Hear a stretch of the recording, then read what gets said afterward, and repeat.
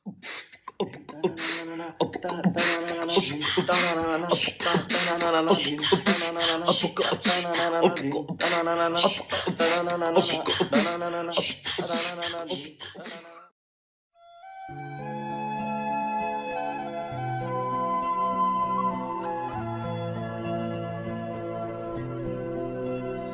पतला मेरा चुकदा नहीं पार वे लक पतला मेरा चुकदा नहीं पार वे लक पतला मेरा चुकदा नहीं पार अब्बा जी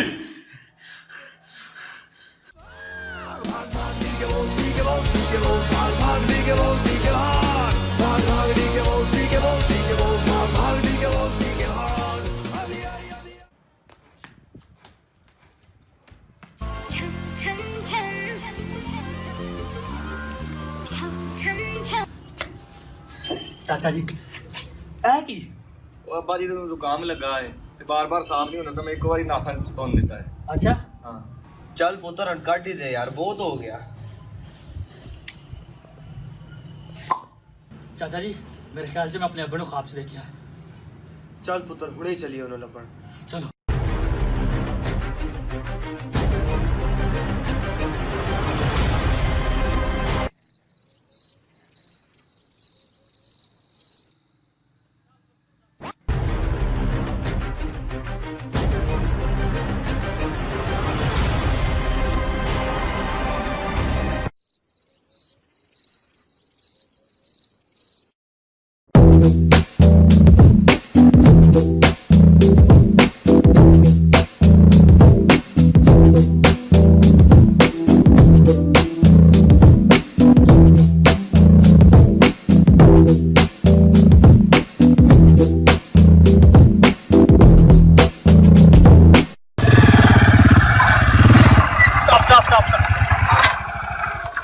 ਕੀ ਹੋ ਗਿਆ ਪੁੱਤਰ?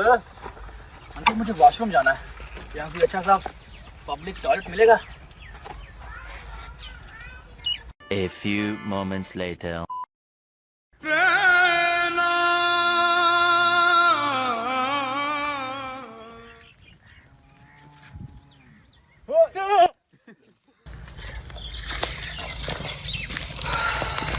ਪੁੱਤਰ ਇਹ ਉਹ ਪਿੰਡ ਆ ਗਿਆ ਘੋੜਿਆਂ ਵਾਲਾ ਜਿੱਥੇ ਮੈਨੂੰ ਪਤਾ ਚੱਲਾ ਸੀ ਕਿ ਤੇਰਾ ਅੱਬਾ ਰਹਿੰਦਾ ਹੈ।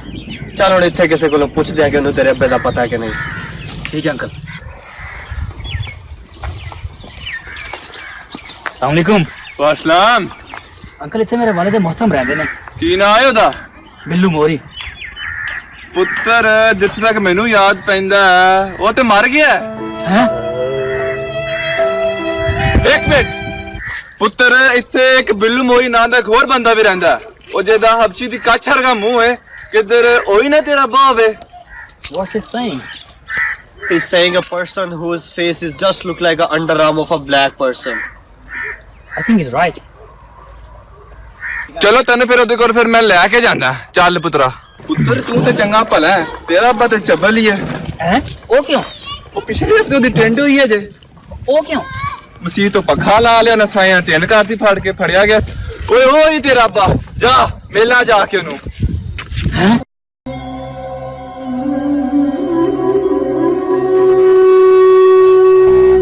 Myself Mori, Bilu Mori.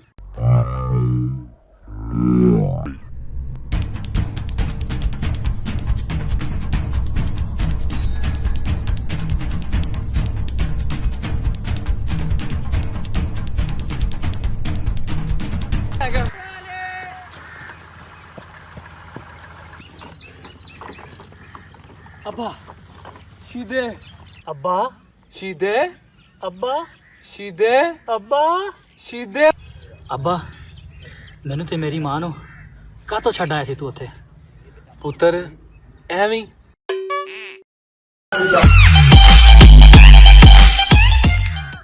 ਸ਼ੀਦੇ ਇਹ ਤੇਰਾ ਅੱਬਾ ਜੀ? ਹਾਂ ਧੋਰ ਫਿੱਟੇ ਮੂੰਹ। ਅੱਬਾ ਜੀ ਮੈਂ ਤੁਹਾਨੂੰ ਆਪਣੇ ਨਾਲ ਅਮਰੀਕਾ ਵਾਪਸ ਲੈ ਜਾਣਾ ਆਇਆ ਤੇ ਮੇਰੇ ਨਾਲ ਚੱਲੋ।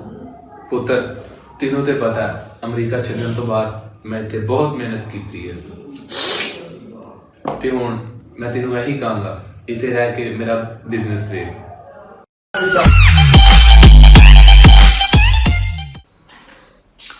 और इस तरह शीदे ने अपने अब्बे के कारोबार को संभाल लिया और हंसी खुशी ज़िंदगी गुजारने लगा। जी भाई भाई बाजार जाना है। चलो कितने पैसे? 50 रुपये। ठीक है चलो।